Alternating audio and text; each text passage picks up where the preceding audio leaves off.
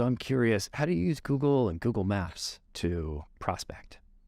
Oh, Google is probably the most powerful weapon you have next to artificial intelligence. And if that, like, it's probably even better than artificial intelligence because this could feed so much data into your artificial intelligence. Google is sitting on top of all of the information of the world, basically. And the way that you could use it is you can use specifically Google search operators to automate a lot of the research that you would normally do, but now you could do it at scale. And so Google search operators are basically, they're basically either pieces of text or just punctuation that you can tell Google very specific searches that you're searching for. And so earlier in the podcast, I was talking about how can we check if a company is GDPR compliant or SOC 2 compliant.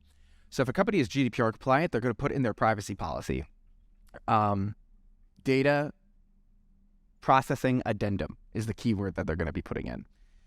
And we could create a Google search and we could say site, SITE, gong.io.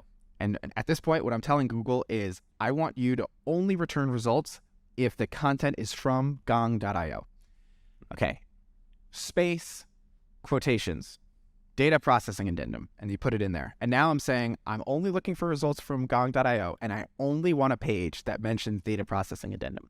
And so now if results come back, they mention data processing addendum on their website. If results don't come back, that means they don't mention data processing addendum, and they don't have the keywords that would make them that means that they are compliant with GDPR.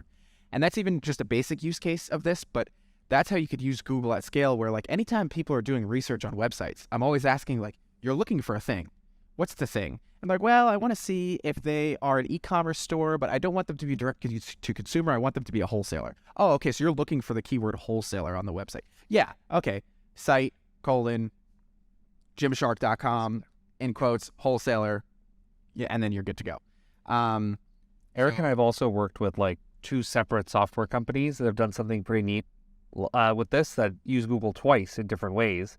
And one, they're using Google to basically find the documentation page on a company's website, and they like and they'll just do a site search to find the documentation page. And once they find the documentation page, they do a keyword search using Google on that page to mention, do they have a documentation article about CSV software, about like CSV, like do they mention the word CSV in it? And if someone has basically built a documentation page about CSV or something, or about any other problem that they might have, like PDF import is another one that people have done on this, then there's software companies for PDF importing and for translating PDFs into text and doing CSVs more easily. They're like, oh, well, clearly it's a problem for this business because they've gone to the lengths of actually creating a page on their documentation website about this topic.